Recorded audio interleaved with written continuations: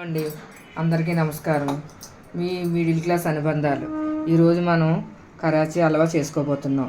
దానికి కావలసినవి ఒక కప్పు కార్న్ఫ్లోర్, ఒక కప్పు కార్న్ఫ్లోర్కి కప్పున్నర వాటర్ వేసుకోవాలి.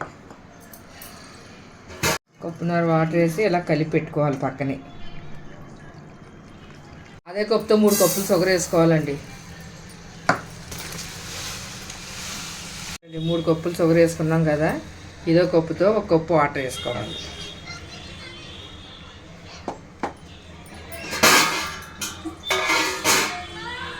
కప్పు వాటర్ వేసుకొని పాకం వచ్చే వరకు అవసరం లేదండి, పంచదార కరిగితే చాలు.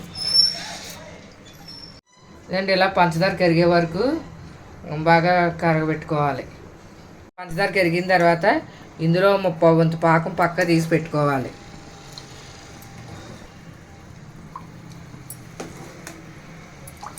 పక్కన పెట్టుకున్నాం కదండి, ఇది మళ్ళీ అడిగి పిండి వెళ్ళిపోద్ది. ఇలా బాగా కలుపుకొని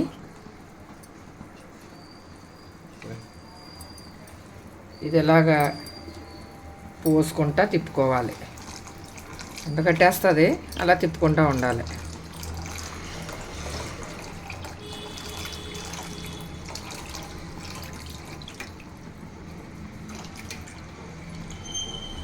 ఇప్పుడు దీన్ని ఉండకట్టకుండా బాగా అలా దగ్గరికి అయ్యేంత వరకు తిప్పుకోవాలి.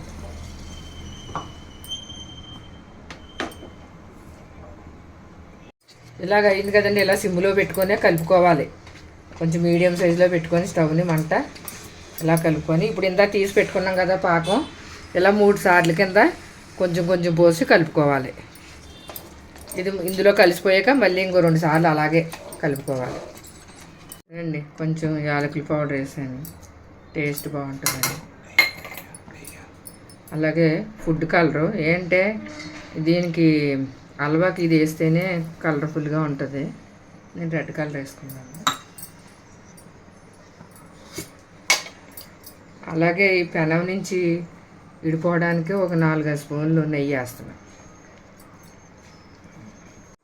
ఇలా డ్రై ఫ్రూట్స్ బాదం, పిస్తా, జీడిపప్పు వేసి కలుపుకోవాలి.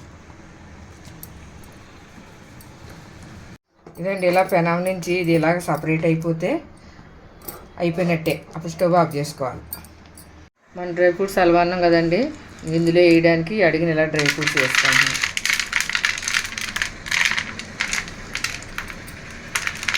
కాజు, బాదం, పిస్తా, ఇంకా ఖర్జూరం, ఇంకా కావాలితే పచ్చిపప్పు అది ఉంటే వేసుకోవచ్చు.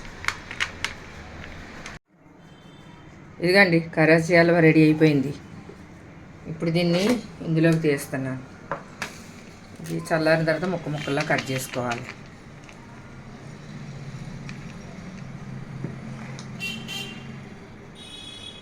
మిగిలిన డ్రై ఫ్రూట్స్ పైన వేసుకుంటున్నాను.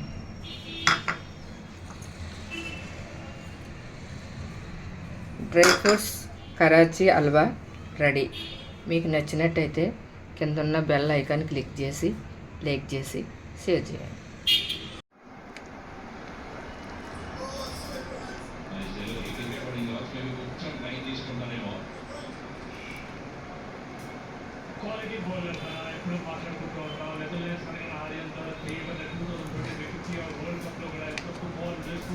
ఇదండి, హల్వా రెడీ అయ్యాక ఇలాగ పీసుల కింద కట్ చేసుకుంటున్నాం.